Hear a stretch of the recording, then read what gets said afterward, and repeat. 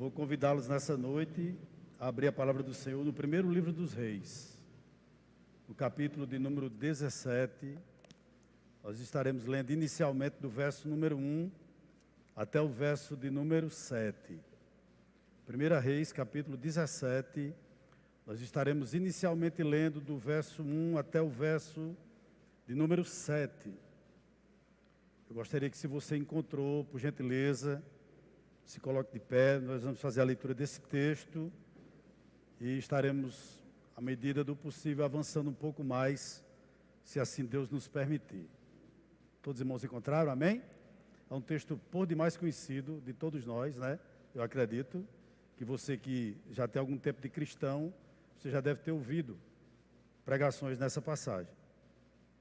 Diz assim o texto sagrado: Então Elias, o tesbita, dos moradores de Gileade, disse a Acabe: Tão certo como vive o Senhor, Deus de Israel, a quem eu sirvo, não haverá orvalho nem chuva nos próximos anos, a não ser quando eu disser.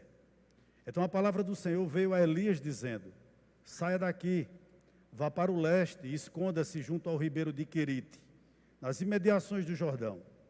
Você beberá a água do ribeiro, e eu ordenei aos corvos que sustentem você naquele lugar. Elias foi e fez segundo a palavra do Senhor. Retirou-se e ficou morando junto ao ribeiro de Querite, nas imediações do Jordão. Os corvos lhe traziam pão e carne pela manhã, bem como pão e carne ao anoitecer. E ele bebia a água do ribeiro. Mas passado alguns dias, o ribeiro secou, porque não chovia sobre a terra. Amém? Senhor, aqui está a tua palavra, que mais uma vez, pela tua infinita graça e misericórdia, tu possa falar ao nosso coração. Eu peço, Pai, que em nome de Jesus, tu ilumine a nossa mente e tu aqueça o coração do teu povo que aqui se encontra, para entender o que tu tens a nos falar nessa noite.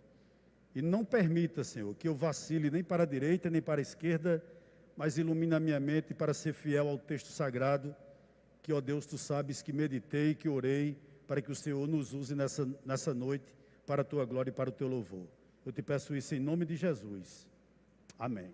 Os irmãos podem sentar. Meus irmãos, enquanto Israel era o único povo, e isso durou algo em torno de 100 anos, Israel vivia relativamente bem, sob o reinado de Saul, de Davi e de Salomão.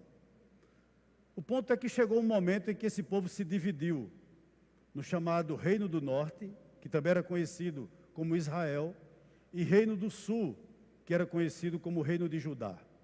Interessante que o Reino de Judá, ele possuiu algo em torno de 17 reis. E esses reis oscilavam entre reis bons e reis que não faziam a vontade de Deus. Porém, o chamado Reino do Norte, ou Reino de Israel, teve 19 reis. Todos eles fizeram o que era mal perante o Senhor. E de todos esses 19 reis, nós estamos aqui inseridos num texto, ou em um episódio que aconteceu no pior de todos esses reis. Qual era o seu nome? O seu nome era Acabe. Acabe é aquilo que nós podemos chamar de um crente que apostatou da fé. Porque, como nos foi dito terça-feira passada através do irmão Jânio, todos os reis deveriam ter uma cópia, um translado da lei, para que ele meditasse de dia e de noite, Deuteronômio capítulo 17, 17. Isso fazia com que eles não se desviassem nem para a direita, nem para a esquerda, mas que a meditação diária do rei para com a lei fazia evidentemente com que ele se mantivesse firme e temesse ao Senhor. Interessante que nos parece que Acabe não levou esse conselho muito a sério. E Acabe é aquilo que, repito, nós podemos chamar de um crente que apostatou da fé. Como se não bastasse isso, ele fez um casamento misto. Ele casou com uma mulher pagã, chamada Jezabel. E interessante que ele não trouxe apenas Jezabel para dentro do seu reino, para dentro do seu palácio, para dentro do seu povo. Mas, infelizmente, ele trouxe também a sua religião. O povo de Jezabel, o seu povo adorava a um Deus chamado Baal, o qual dava-se crédito, entre outras coisas, que ele era o Deus que reinava sobre a natureza. Então, para as pessoas adoradoras de Baal, era Baal que dava chuva ou retinha a chuva, né? E interessante que em um tempo de crise, em um tempo de apostasia, Deus não levanta uma denominação, Deus não levanta um método, Deus levanta quem? Deus levanta um anônimo, uma pessoa que nós não sabemos de quem era filho, qual era a sua profissão antiga, qual era a sua idade, de que parentela vinha, não. Deus levanta um homem extremamente anônimo. De repente, Elias surge nas páginas da Bíblia. De repente, Elias surge na história do povo de Israel. Mas antes de adentrar no texto, eu gostaria de lhe fazer uma pergunta aqui nessa noite. Quem de nós que estamos aqui já não ouvimos através dos nossos pais, ou até mesmo de uma professora de colégio, ou para você que serviu o exército, isso é muito comum, para você que serviu o exército, quem de nós que estamos aqui já não ouvimos a seguinte frase: eu vou lhe colocar na linha. Você já ouviu essa frase? Ou você deve ter ouvido: eu vou lhe aprumar. Eu creio que muitos de nós que aqui estamos já ouvimos essa frase. Eu gostaria de dizer a você que parece que era isso que Deus estava dizendo a Elias. Elias, antes de tu ser conhecido como um homem de Deus realmente, eu vou te colocar no prumo. Eu vou, Elias, te colocar na linha. Elias não só ouviu isso, mas ele também sentiu na pele. E essa passagem que nós acabamos de ler aqui, ela mostra Deus aprumando Elias, colocando Elias na linha. Interessante que Elias teve o seu próprio campo de treinamento. O que é que eu quero dizer? Talvez você pergunte o seguinte: para quê, pastor? É interessante que no início, no verso 1, ele nos é apresentado apenas como o tesbita. Alguém que veio de uma região que não existe no mapa de Israel. A cidade de Tisbé. Pode procurar em mapas antigos, em livros de geografia bíblica, você não encontra, irmãos, a cidade que Elias nasceu, de onde ele era oriundo. Ele era simplesmente um anônimo. Mas quando você termina esse capítulo, no verso de número 24, a mulher, a viúva de Sarepta, olha para ele e diz: verdadeiramente eu sei que tu és um homem de Deus. Era exatamente esse processo que Deus usa aqui na vida de Elias para torná-lo um homem de Deus. Interessante que o pastor A.W. Tozer, ele diz o seguinte acerca dessas situações que ocorrem na nossa vida, ou seja, de Deus estar nos colocando no prumo, ou de Deus estar nos colocando na linha. Presta atenção, por gentileza. Ele diz o seguinte, olha: eu não creio que Deus possa abençoar abundantemente alguém até que essa pessoa não seja profundamente ferida por ele. Posso lhe dizer algo aqui nessa noite? Deus não se utiliza muito de pessoas que são melindrosas. Deus não se utiliza muito de pessoas que não se entregam a Ele sem reservas. O que me chama a atenção agora, eu chamo a sua atenção também para o verso de número 1, quando a Bíblia diz o seguinte: então Elias, o tesbita, dos moradores de Gileade, disse a Acabe: tão certo como vive o Senhor Deus de Israel, a quem eu sirvo, não haverá orvalho, nem chuva nos próximos anos, a não ser quando eu disser. O que me chama a atenção nesse verso de número 1, irmãos? O que me chama a atenção aqui no verso de número 1 é o que era que Elias estava dizendo a Acabe? Acabe, quem manda em Israel, quem manda na terra, quem manda nos céus, não é Baal. Nem tampouco, Acabe, é você. Quem manda em todas essas coisas é o Deus que você deixou de acreditar. E isso é tão notório, ou seja, Deus é tão soberano, que Deus vai mandar uma chuva sobre a terra. E isso só vai parar quando eu orar de novo para que pare. O que era que Elias estava fazendo nesse momento com essa mensagem tão contundente? Ele estava, por assim dizer, quebrando os pés de Baal. Ele estava colocando toda a adoração a Baal por terra, diante de um adorador dele. Mas o que me chama mais a atenção aqui, por que Elias, irmãos? Por que Deus resolveu usar exatamente esse homem? Talvez Tiago, capítulo 5, verso 17, nos responda. Lá você vai chegar à seguinte conclusão, que Elias era alguém que conciliava pregação com oração. A Bíblia diz que Elias era um homem semelhante a nós, sujeito aos mesmos pensamentos. Mas ele orou com instância para que não chovesse sobre a terra, e não choveu. Ou seja, ele era alguém extremamente sensível para ouvir Deus.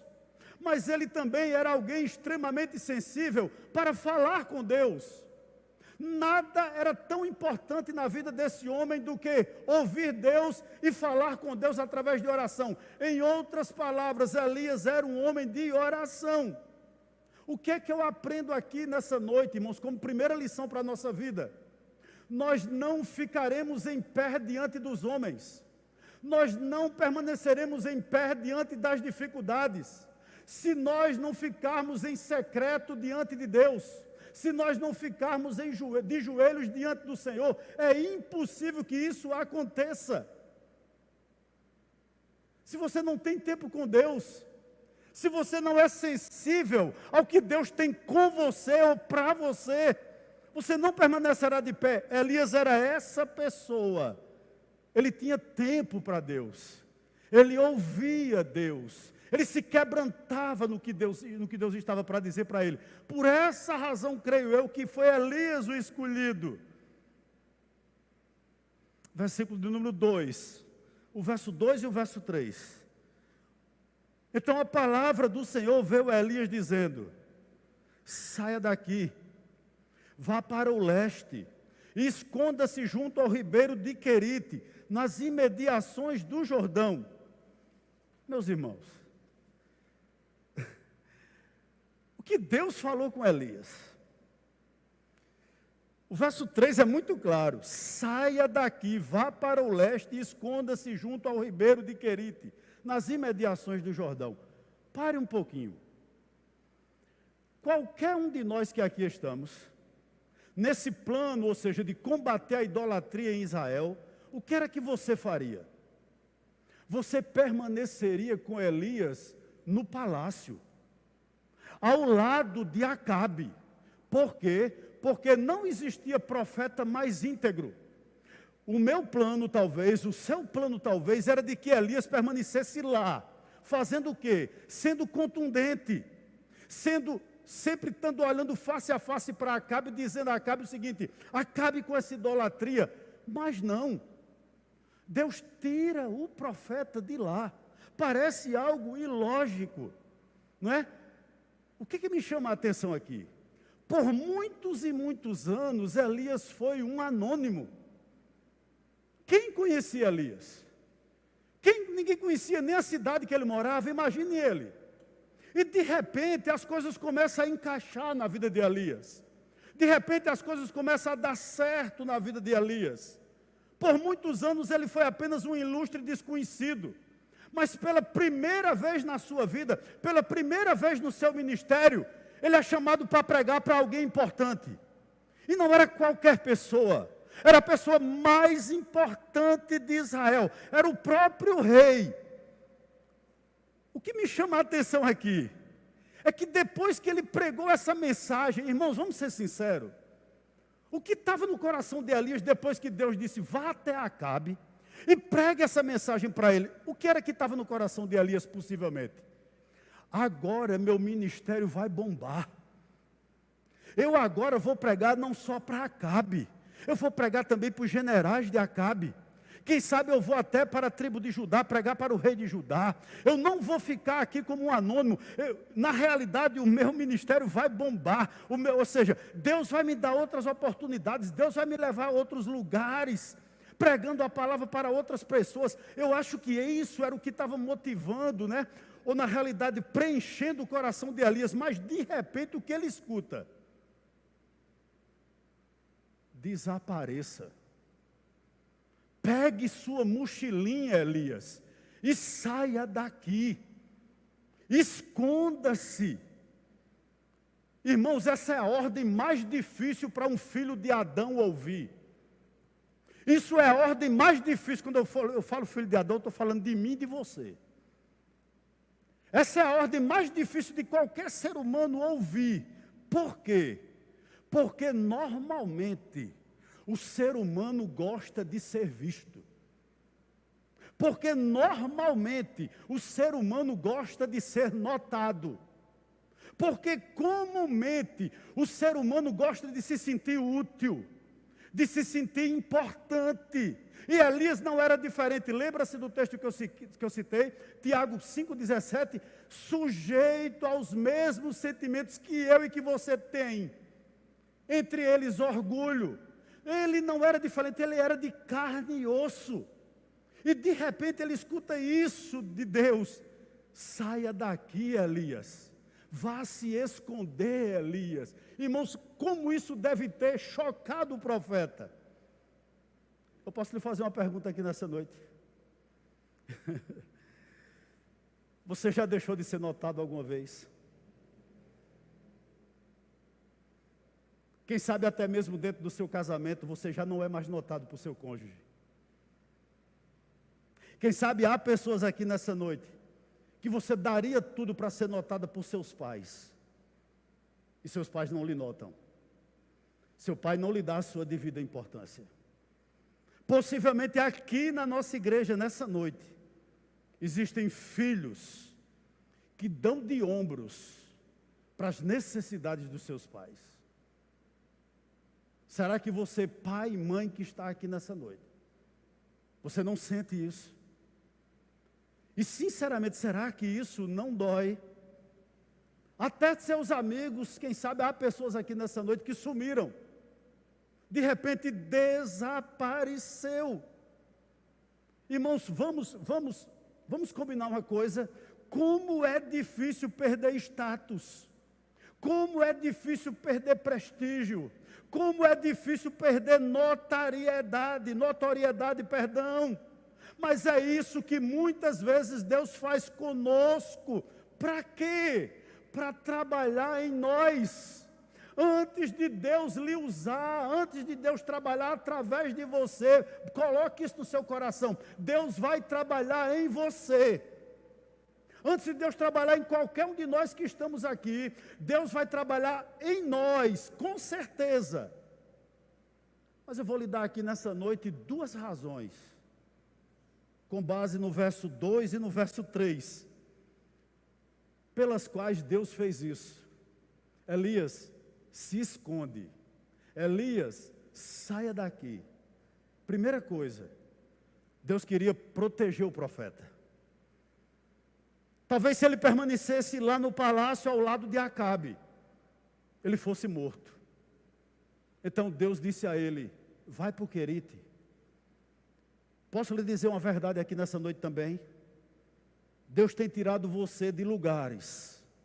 Deus tem tirado você de amizades para lhe proteger.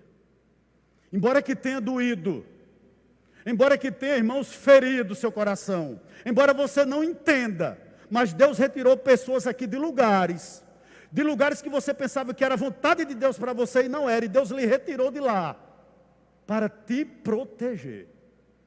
Mas não só isso, Deus também estava dando não só proteção a Elias, mas ao mesmo tempo treinamento. Deus tinha algo maior com Elias. Deus tinha algo maior com aquele profeta apenas de pregar para um rei. Ele ia enfrentar, por assim dizer, uma legião de profetas de Baal. Deus queria treiná-lo. Me permita uma coisa aqui nessa noite.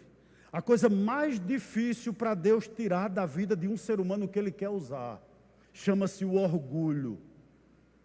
E o anonimato, ou seja, a gente ir para o querite, nos afasta do nosso ego.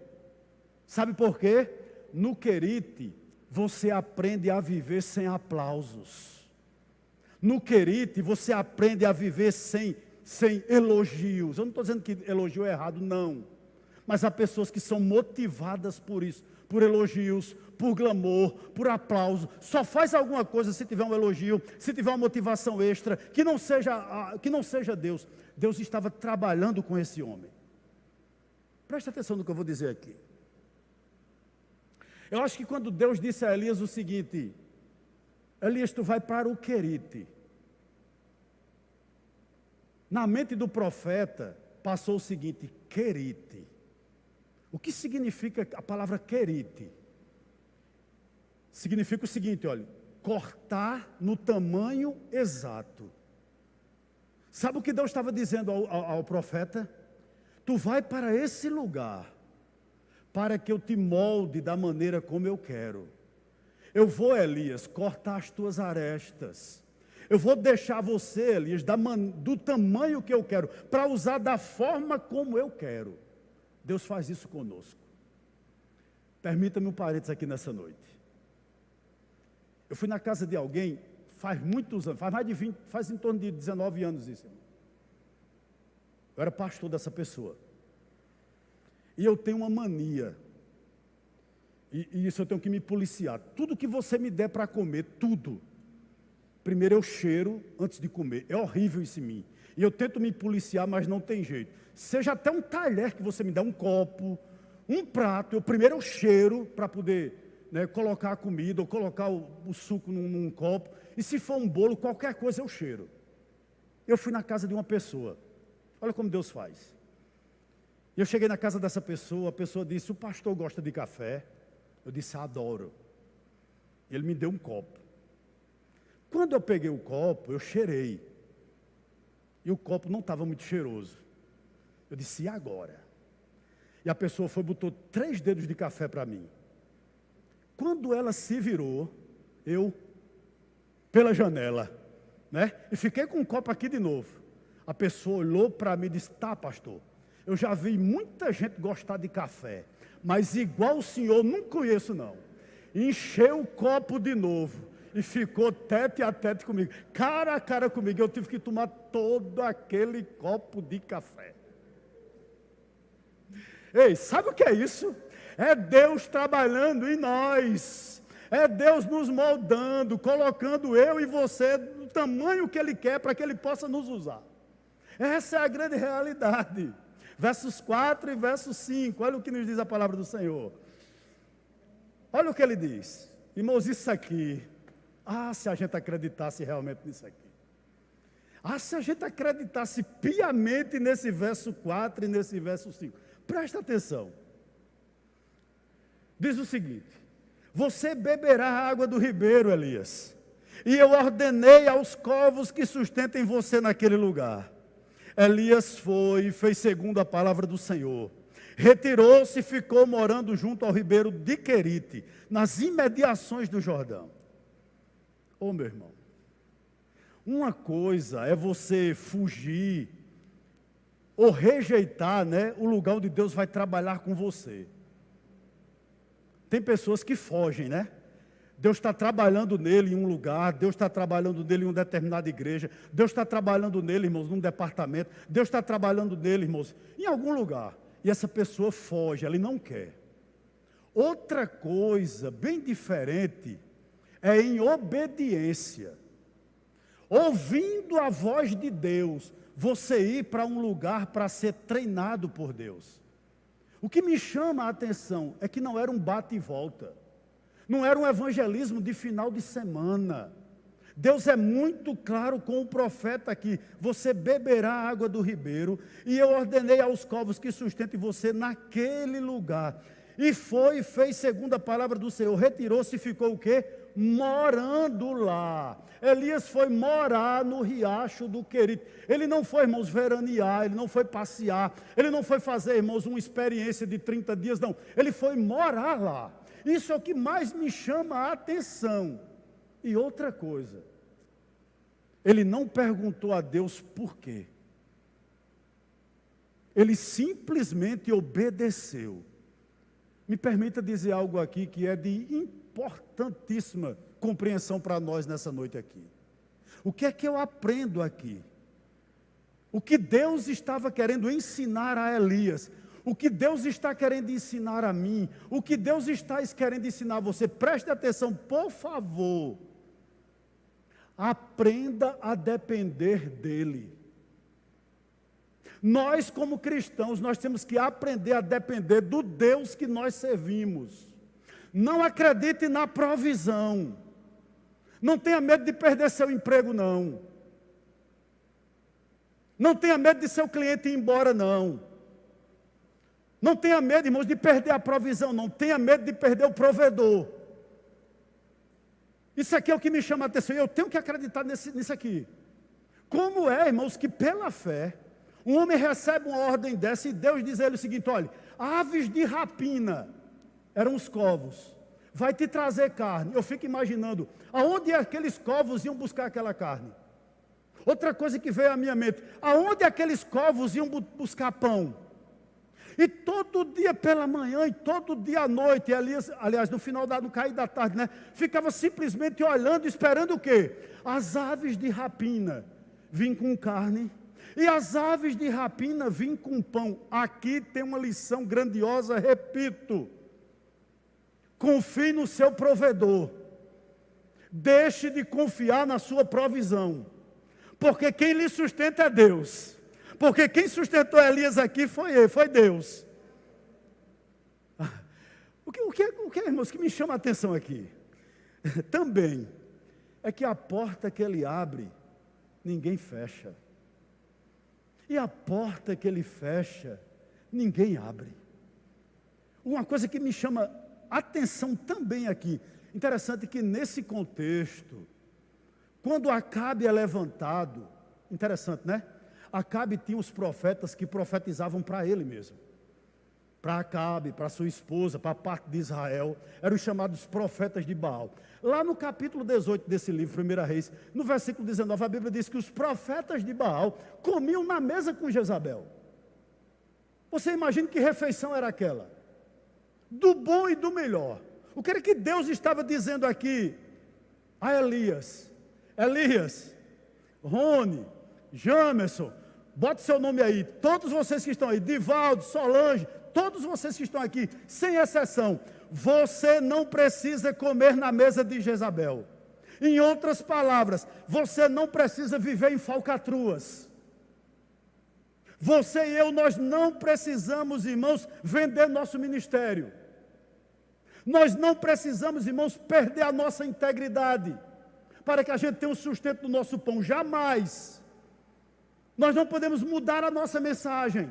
Elias não mudou. Nós não temos que ser politicamente corretos. Não, de maneira alguma. Eu quero dizer algo aqui a você. Talvez existam pessoas aqui no nosso auditório. Você está sendo tentado dentro do seu trabalho a fazer o errado. Não faça. Porque você serve, sabe a quem? Você não serve a provisão. Você depende do provedor. De Deus é que você depende. Exatamente era isso que ele estava aqui ensinando a Elias. Ô meu irmão. Quando eu estava olhando para esse texto, para pregar para vocês, eu fiquei pensando no seguinte: a Bíblia não responde. E eu aprendi uma coisa: onde a Bíblia não tem voz, ou seja, não diz, eu devo parar ali. Mas com certeza uma coisa, até Elias ser levantado aqui, ele se manteve de alguma forma. Eu não sei qual era a profissão dele. Eu não sei se ele era profeta e ganhava, profeta ele era, né? Não sei se ele ganhava ofertas por ser profeta. Eu não sei se ele era agricultor.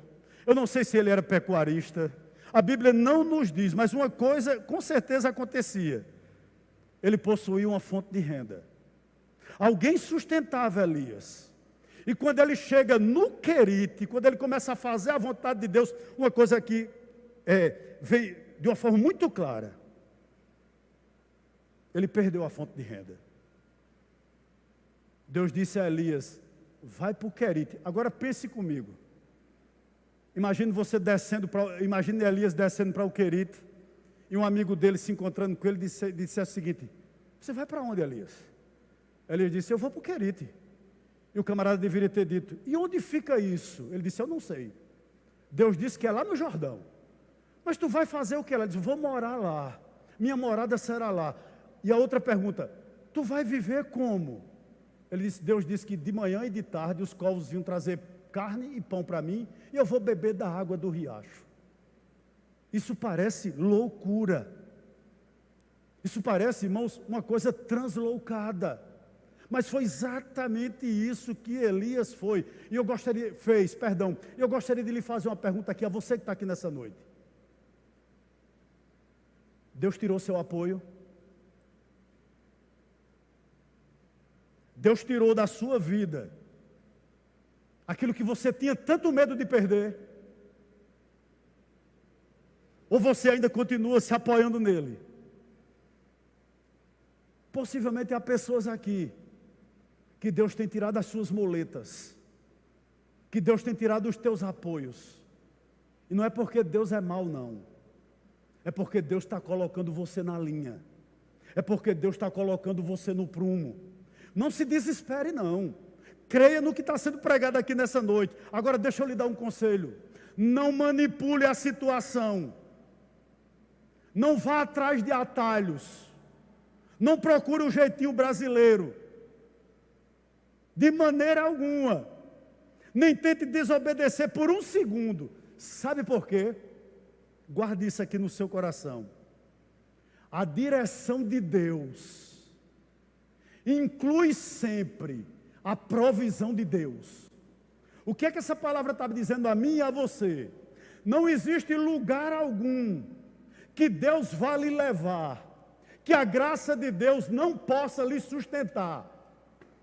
Você não depende de homem, você não depende de serão, você não depende de nada, você depende do provedor. Assim nós temos que crer. Ou eu creio nisso aqui, meu irmão, eu morro, se eu não crer.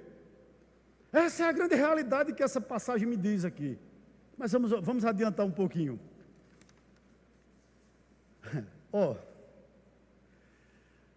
Eu fico imaginando o profeta, eu não sei a Bíblia não diz quanto tempo ele passou lá.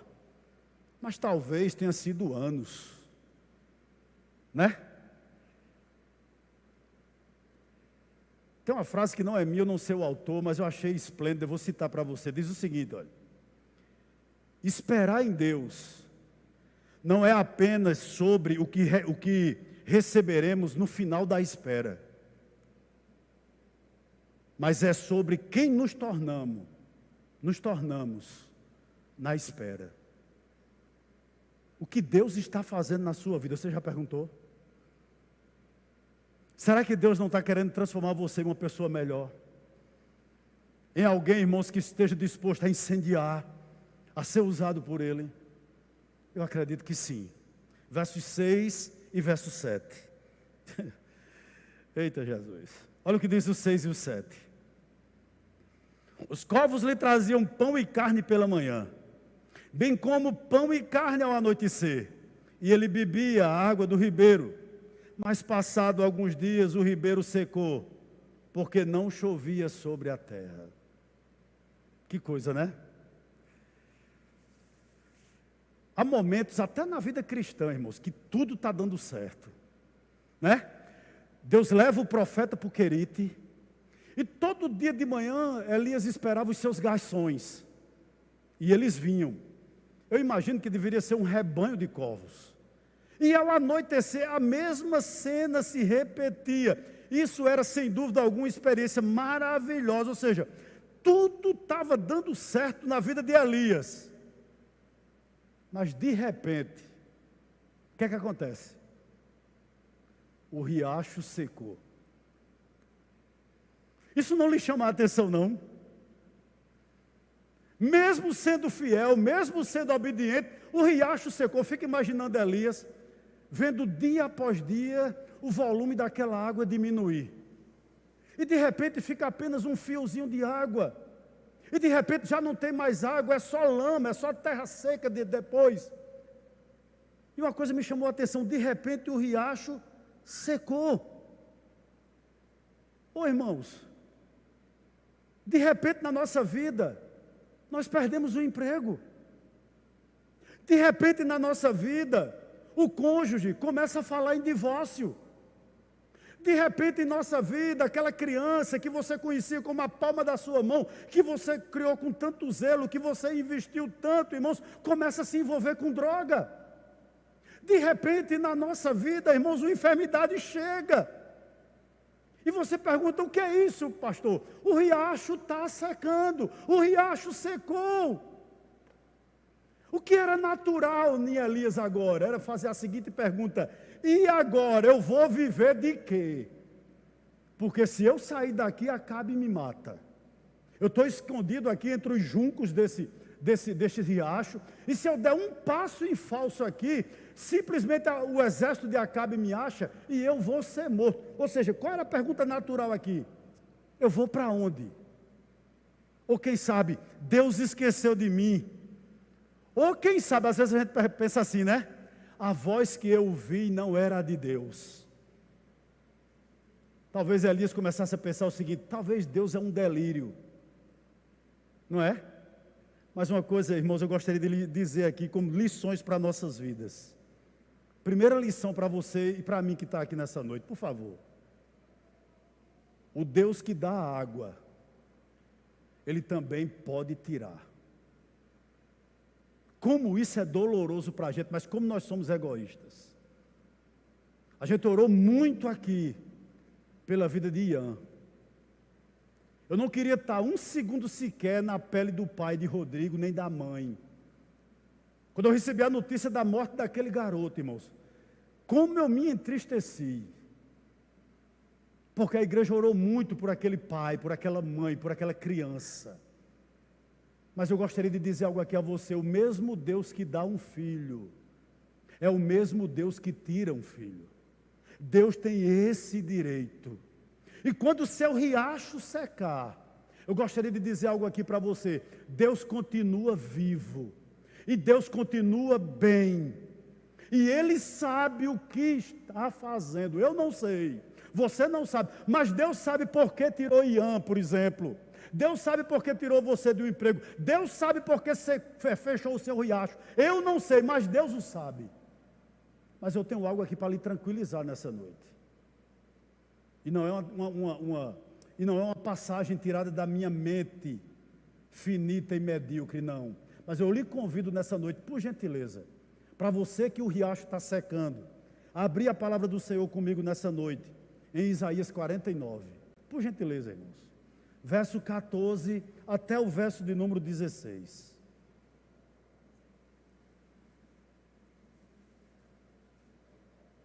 Diz assim o verso 14 de Isaías 49.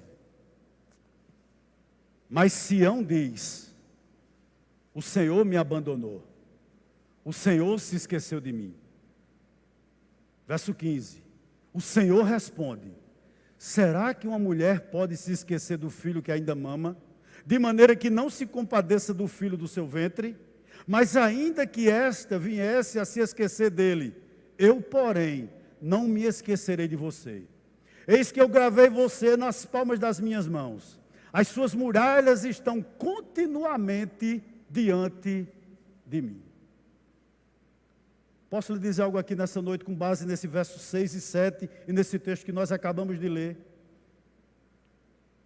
Mesmo no seu riacho seco, Deus está contigo. E Ele não se esqueceu de você. É muito difícil uma mãe, acontece, mas uma mãe verdadeiramente, é muito difícil ela esquecer seu filho, ela abandonar o filho, ela rejeitar o filho, mas isso pode acontecer, porém com Deus isso não acontece. Mesmo que seu riacho seque, Deus está com você nele. E mais, Ele sabe o que está acontecendo na sua vida. Lembre-se que eu e você estamos gravados nas palmas das suas mãos. Olha, irmãos, foi Ele que nos colocou lá. Não me pergunte como. Não me pergunte para quê. Talvez eu não tenha a resposta exata para você. Mas há pessoas aqui nessa noite que seu riacho secou. E você tem dito o seguinte: Deus se esqueceu de mim. Não. Ele não lhe esqueceu, Ele não lhe abandonou. E Ele sabe exatamente onde você está. Mas há outra coisa aqui, com base nesses versos 6 e 7, que eu gostaria de destacar. Riacho seco. Preste atenção nisso. É resultado, às vezes, da nossa própria oração. Irmão, quem foi que foi até Acabe? Elias. E o que Elias disse a Acabe?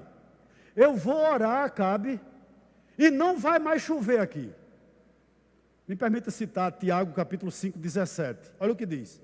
Elias era um homem semelhante a nós, sujeito aos mesmos sentimentos, e orou com instância, né? Para que não chovesse sobre a terra. E por 3 anos e 6 meses não choveu. Ou seja, porque o riacho secou? Porque Elias orou. Se Elias não tivesse orado, o riacho não tinha secado. Mas ele inventou de orar, a seca veio sobre a vida dele. Em outras palavras, Elias estava vivenciando a sua própria oração. O resultado da sua própria oração. Permita-me lhe dizer uma coisa aqui. Eu tenho certeza aqui que há pessoas que oram assim: Deus, eu preciso de mais paciência. Interessante, né? Deus só te coloca em situações para gerar paciência. Talvez haja pessoas aqui que digam o seguinte: Senhor, me molda. Faça com que eu seja uma mãe melhor. Faça com que eu seja uma esposa melhor. Faça com que eu seja um filho melhor. Irmãos, o que está acontecendo com você é resultado da sua própria oração. Você tem pedido a Deus para lhe melhorar. Você tem pedido a Deus para lhe moldar. Você tem pedido a Deus paciência. Você tem pedido a Deus que Deus faça o quê? Com que você testemunhe de uma forma melhor para seu cônjuge. Deus está trabalhando em você. Está reclamando de quê? Irmão, Deus é maravilhoso. Interessante. Há um primo meu que mora em Aracaju. E assim, ele é uma pessoa muito bem financeiramente, e ele é muito fechado, ele dificilmente cumprimenta alguém. E Rodrigo, meu filho, adoeceu de vesícula. Um médico que em janeiro me indicou não atendia ninguém, a não ser a partir de janeiro. Estava lotado. E 15 dias antes, eu conversando com minha tia, eu disse: mas tia, fulano é muito orgulhoso, é muito arrogante. Que homem arrogante, não tem como a gente falar com ele. E o Rodrigo ficou acometido dessa enfermidade. E para que esse médico que Janeiro tinha me indicado operasse ele, a gente fez uma ligação para esse primo meu que eu digo orgulhoso. Eu digo: ele não vai atender jamais. E ele atendeu. Ligou para o médico aqui de Campinas, o camarada atendeu o Rodrigo, operou o Rodrigo, deu toda a assistência de Rodrigo. E ele, por telefone, acompanhou praticamente toda a cirurgia. Por que Deus fez isso? Para trabalhar em mim, para que eu não fizesse juízo antecipado de ninguém. Os irmãos estão me entendendo? Irmãos, Deus às vezes seca o nosso querite para que trabalhe na nossa vida, para que molde nosso caráter, para que molde a nossa vida cristã, para nos transformar em pessoas melhores, porque quando você sai do querite, você não defende mais você mesmo, você aprende a defender Deus. Vamos para Sarepta? Se você é uma pessoa que, eu vou ser rápido, se você é uma pessoa que anda com Deus há muito tempo, eu acho que você já notou que o crente, ele vive de prova em prova. Sabia disso? É verdade. Depois que isso tudo aconteceu aqui, né? Deus leva o profeta dele para um estágio mais avançado. Verso 8, rapidamente. A partir do verso de número 8, até o verso 16 nós vamos ler. Diz o texto seguinte.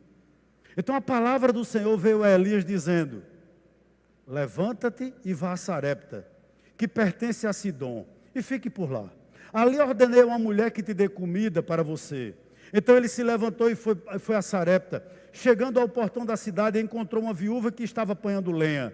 Ele a chamou e lhe disse: por favor, traga-me um pouco de água numa vasilha para que eu possa beber. Quando ela estava indo buscar a água, Elias a chamou e lhe disse: traga-me também um bocado de pão, por favor.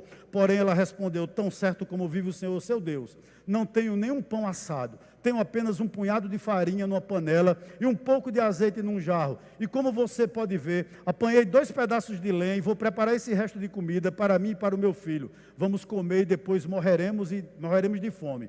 Elias disse a ela: não tenha medo, vá e faça o que você disse. Mas primeiro faça um pãozinho com o que você tem e traga-o para mim. Depois prepare o resto para você e para o seu filho, porque assim diz o Senhor, Deus de Israel: a farinha da panela não acabará, o azeite do jarro não faltará, até o dia em que o Senhor fizer chover sobre a terra. A viúva foi e fez segundo a palavra de Elias. Assim comeram ele, ela e a sua casa durante muitos dias. A farinha da panela não acabou e o azeite do jarro não faltou, segundo a palavra do Senhor, anunciada por meio de Elias. Meus amados irmãos, aqui se percebe já o resultado do querite. Você no querite, você começa a ter humildade. E você começa a ver que a palavra de Deus na sua vida é verdade. O que me chama a atenção aqui é que a última pregação de Elias, ou pelo menos aqui a gente tem notícia, foi no topo da pirâmide. A pessoa mais importante, possivelmente a mais rica de onde ele vivia, Acabe. E de repente Deus leva Elias para outra ponta da pirâmide social. Elias vai pregar para uma viúva, que era a escória da sociedade. Você só aprende a ser assim, ou seja, uma pessoa que, irmãos, vai de uma ponta a outra da sociedade, sem fazer acepção de pessoas, quando você passa pelo querite, quando Deus começa a lhe humilhar, quando Deus começa, irmãos, a moldar a sua vida, a colocar você no tamanho certo. Ou seja, por que isso aconteceu? Porque Elias aqui, ele já está liberto de quê, pastor? Da necessidade de ser notado. Elias não escolhia a igreja que pregava. Elias não escolhia o público que pregava. Ele ia para onde Deus o mandava. E outra coisa eu aprendo aqui. De Querite até Sarepta, sabe quantos quilômetros dá? 150 quilômetros. A pé. Sem sombra. Não havia chuva. Um sol escaldante. Meu irmão, por mais que você ande, você não consegue andar mais do que 30 quilômetros num dia, debaixo de um sol escaldante. É quase que impossível. Então eu creio que pelo menos Elias levou 5 dias para fazer essa viagem. E ele era a pessoa mais procurada de Israel. Acabe queria matá-lo. O que é que eu aprendo aqui? Enquanto Deus tiver missão com você aqui, e deixa eu lhe dar um conselho, faça com que a sua vida valha a pena. Enquanto Deus tiver algo com você aqui, não tem como você morrer.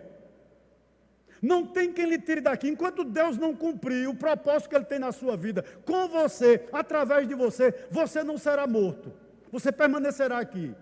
150 quilômetros a pé, sendo procurado, e ninguém encontrou esse camarada. E ele chega até Sarepta. Né? O que me chama a atenção aqui? Por favor, vá para o verso 10. Olha o que diz. Então ele se levantou e foi a Sarepta, chegou ao portão da cidade, encontrou uma viúva que estava apanhando lenha. Ele a chamou e lhe disse: por favor, traga-me um pouco d'água numa vasilha, para que eu possa beber. Quando ela já estava indo buscar a água, Elias a chamou e lhe disse: traga-me também um bocado de pão, por favor. Porém, ela respondeu, tão certo como vive o Senhor, seu Deus, eu não tenho nenhum pão assado, eu tenho apenas um punhado de farinha numa panela, um pouco de azeite num jarro, e como você pode ver, apanhei 2 pedaços de lenha e vou preparar esse resto de comida para mim e para o meu filho. Vamos comer e depois morreremos de fome. Vamos ser sinceros. Se Deus mandasse você a Sarepta, qual era a casa que você ia? Se você não tivesse passado pelo Querite, você ia procurar a viúva mais rica, a que tivesse a casa melhor. Me permita conjecturar, a que tivesse um carro na garagem, a que tinha feito uma feira de pelo menos 30 dias no atacadão. Você ia procurar ela. Mas quando se passa pelo Querite, a gente vai nas coisas mais improváveis. Elias olhou para aquela viúva e diz, olha, vai trazer um bocado de pão, traz água para mim. Ela diz, eu não tenho nada assado lá em casa, eu só tenho um pouquinho de farinha numa panela, um pouquinho de azeite numa botija. Eu vou comer, mas meu filho, a gente vai morrer. Ou seja, eu não tenho nem esperança. Está vendo esses 2 gravetos que eu tenho aqui na mão? Vai ser minha última refeição e eu vou morrer. Para onde Deus nos mandou? Aí tu viu o pastor Ronaldo Lidório agora há pouco, né? Deus mandou a mim e a você, especialmente também para aqueles que não têm mais esperança. Essa mulher ela não tinha mais um casamento, essa mulher ela não tinha um emprego, essa mulher, meus irmãos, ela não conhecia Deus. Veja bem que ela diz o seguinte, o teu Deus, Elias, tão certo como vive o seu Deus. Ela não conhecia o Deus verdadeiro, ela era uma pagã. Mas o que me chama a atenção aqui, meu irmão, você não pode pregar que Deus é um Deus que faz o impossível, se você nunca viveu isso na sua vida.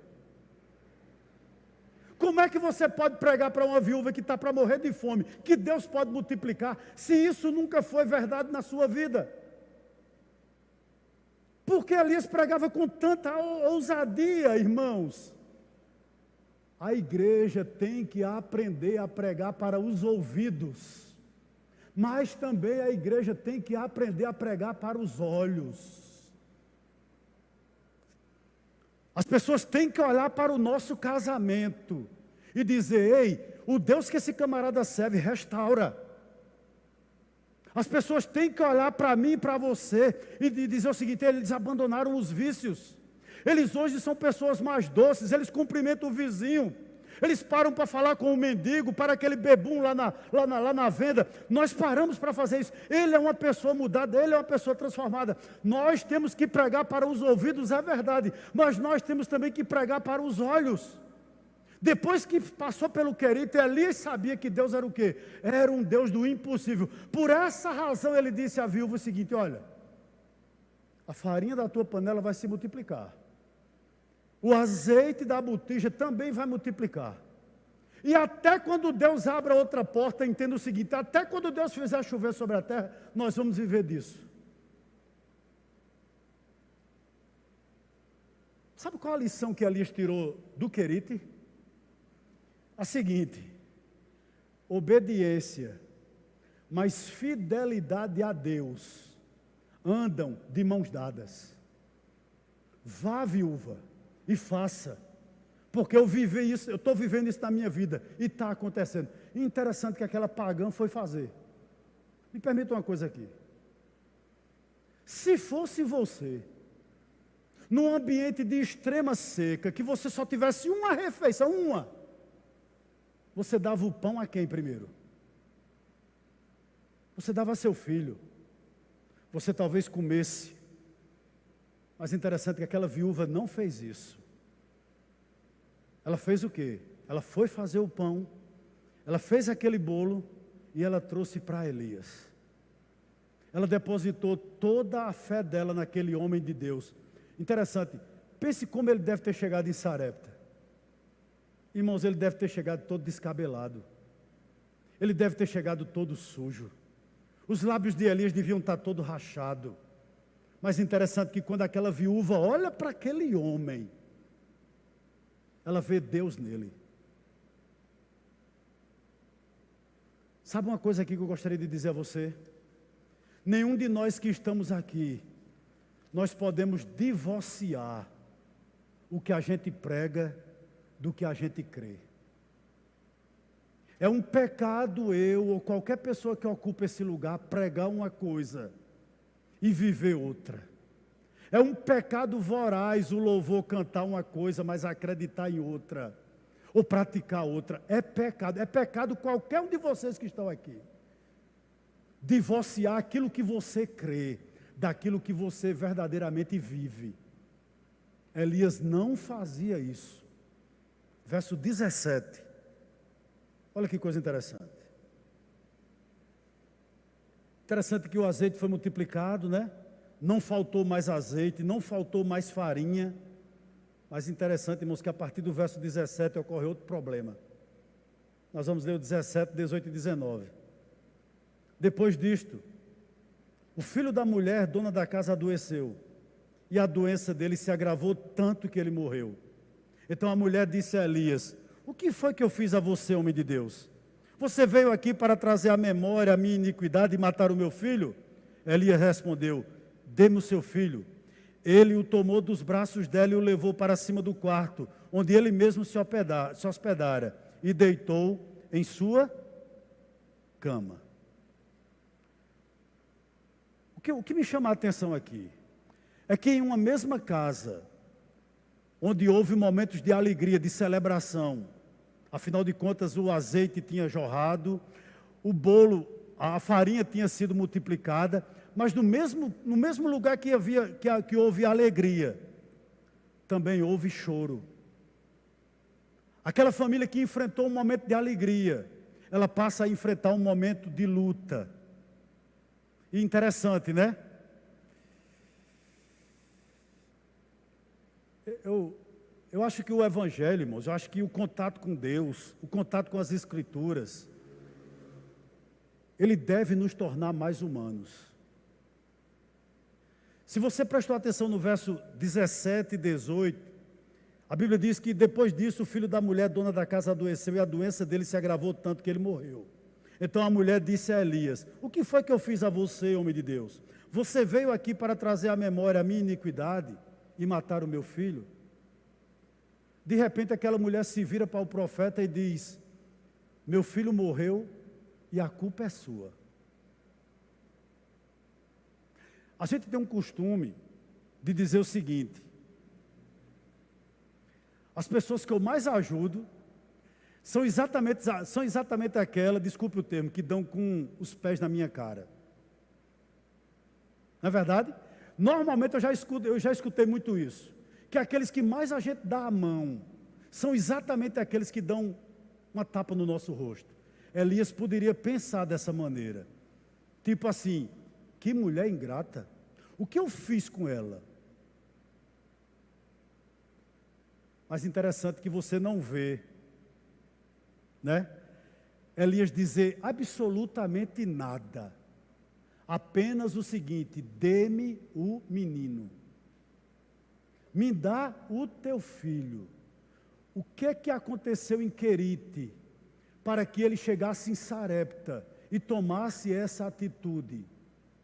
Elias foi trabalhado por Deus tanto no Querite, que Elias foi alguém que exalava dentro de si fruto do Espírito. Elias era um homem bom. Elias era uma pessoa que tinha bondade.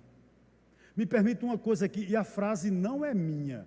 Certo comentarista diz o seguinte: olha, quando essa marca, ou seja, a bondade, se faz presente num contexto altamente crítico como este, transforma-se no testemunho de que o Espírito de Deus está atuando naquele que pode revidar, mas não o faz. Qual é a reação natural sua quando você é traído? Quando você sabe que estão falando de você pelas costas? Qual é a sua reação? Quando você sabe que alguém está tramando alguma coisa contra você, está falando mal de você, está falando de você de forma injusta, e isso chega ao seu conhecimento, qual é a sua reação? Talvez seja ficar indiferente, talvez você corte a relação com essa pessoa, Talvez você vá para a rede social e detone, devolva na mesma moeda, eu não sei. Interessante que para Elias aqui, ele podia revidar, mas ele não o faz. Outro comentarista diz o seguinte: quem tem essa marca, pode dizer que tem a marca registrada do céu na sua vida. Interessante que a gente irmão, nenhum de nós que estamos aqui nascemos com isso. Isso não é algo inato à nossa natureza, não. Isso vem com o trabalhar de Deus. Isso vem Deus trabalhando em nós. E é interessante que esse homem adquiriu isso, né? Ele não falou diante da mulher. Verso 20 e 21. Olha o que diz o texto. A gente já está partindo para o final. Então clamou ao Senhor e disse: ó Senhor meu Deus, por que afligiste tanto esta viúva, com quem me hospedo, matando o filho dela? E estendendo-se 3 vezes sobre o menino, clamou ao Senhor e disse: ó Senhor meu Deus, peço-te que restituas a vida a este menino. Podemos aprender alguma coisa aqui?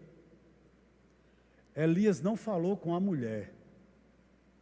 Praticamente ele não revidou. Mas o que me chama a atenção nesse verso 20 e 21, ele calou-se diante da mulher, mas ele não calou-se diante de Deus. Qual a grande lição para mim e para você aqui? Se nós conversássemos mais com Deus, nós nos defenderíamos menos. Se nós conversássemos mais com Deus, nós murmuraríamos menos. Se nós conversássemos mais com Deus, nós reclamaríamos menos. Essa é a grande verdade que eu vejo aqui nesse texto. Elias pegou a mulher e disse, pegou o menino, perdão, e foi para o lugar de oração, e lá ele abriu o coração dele. Eu lhe pergunto aqui nessa noite, você tem esse lugar? Onde você fala com o Senhor, onde você abre o seu coração com o Senhor, onde você coloca todas as tuas mágoas, todos os teus ressentimentos, todas as tuas complicações, você abre o seu coração diante de Deus. Se não tem, arranje. Elias tinha. Já concluindo agora, versos 22, 23 e 24, e a gente termina. O Senhor atendeu a voz de Elias. A vida foi restituída ao menino e ele reviveu. Elias tomou o menino e o levou do quarto até a casa, entregou à mãe dele e disse: veja, o seu filho está vivo. Então a mulher disse a Elias: agora eu sei que você é um homem de Deus e que a palavra do Senhor na sua boca é o quê? É verdade. Eu não sei porque Elias se estendeu 3 vezes sobre aquele menino. Possivelmente foi a orientação de Deus para ele. Mas uma coisa me chama a atenção aqui. E aqui, irmãos, é onde eu fico num texto como esse, eu fico relutando comigo mesmo.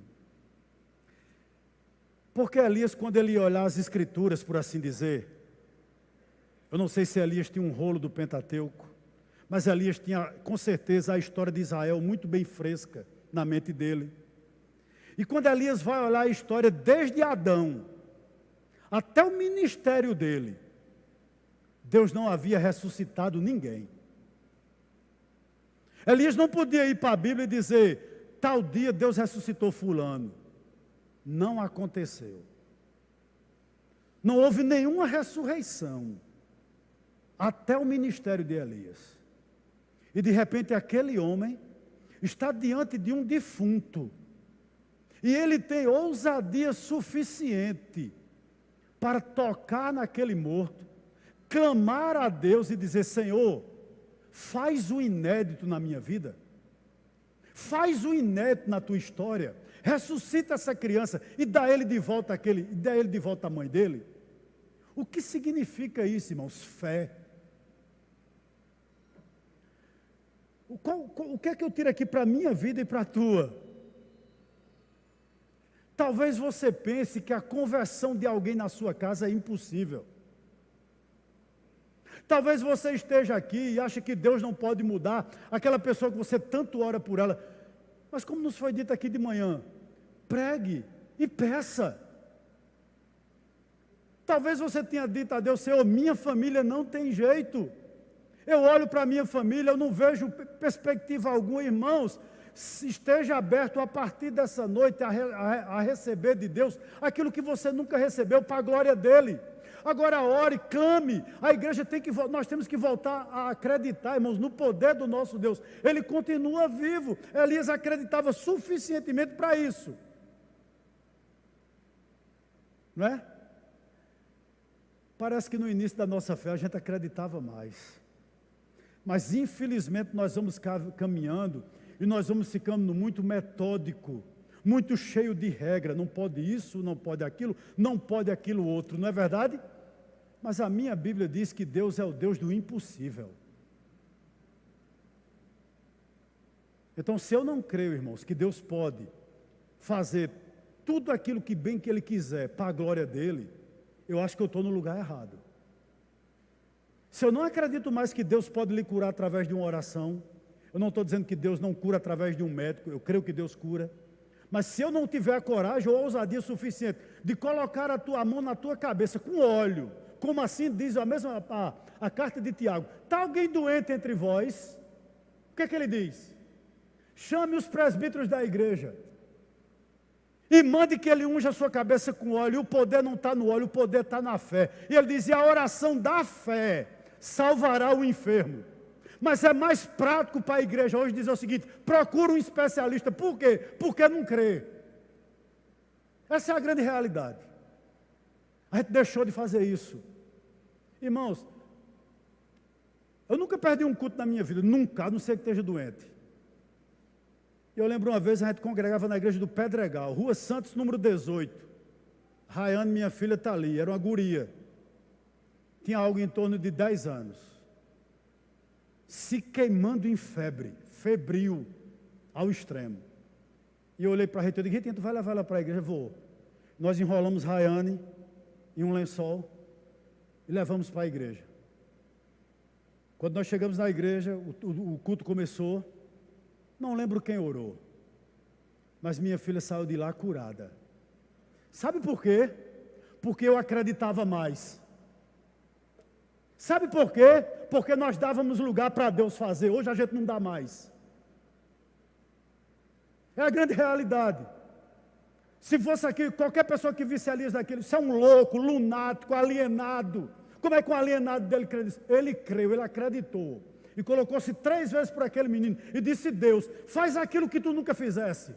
Ressuscita esse menino. E a vida voltou àquele menino. E Elias pegou aquele menino e disse à mulher: toma teu filho.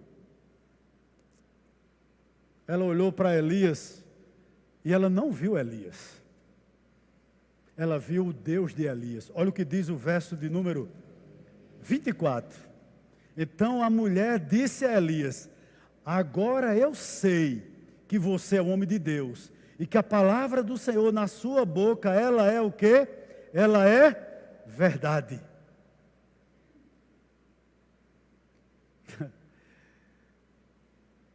Eu acredito, meus irmãos, que Deus ainda ressuscita mortos. Eu acredito, irmãos, que Deus ainda cura enfermidades. Eu acredito, meu irmão, que Deus ainda pode fazer o impossível na tua vida. Eu acredito, sem dúvida alguma, que o Senhor, que fez tudo isso aqui, olha, todo o universo maravilhoso, sabe qual foi a obra-prima que ele usou? O nada. Se Deus criou do nada tudo isso aqui, inclusive eu e você, o que é impossível para esse Deus?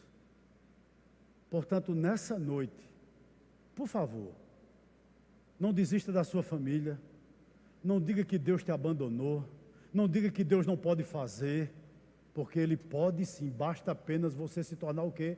Alguém disponível nas mãos dEle.